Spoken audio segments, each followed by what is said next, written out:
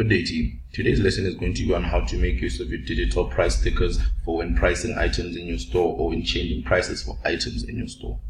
We will first start by discussing the big digital sticker and the 190 by 190 big red round sticker, which are used on your counter poster, your slant wall poster, and your frame poster.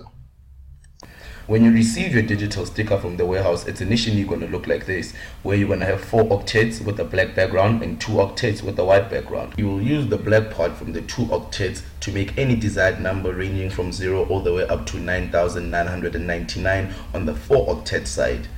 Now I'll make an example using my slant roll pouches poster, which was initially ordered with a price of 80 Rand. Now let's say there was a price change from the warehouse making the pouches 60 Rand.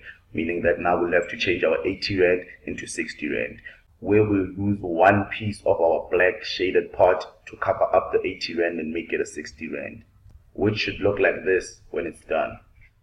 In another example, you might find that the price has been changed to 100 Rand, and when you look on your poster, you only see that there are only 2 digits available to be augmented.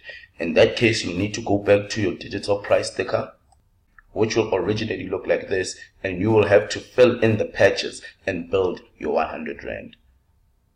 You will use the black pieces from the 2 octet side to build your 100 Rand, and once you're done, you cut off all the sides that you do not need, leaving your 100 looking like this, and it'll be ready for you to paste it on your poster.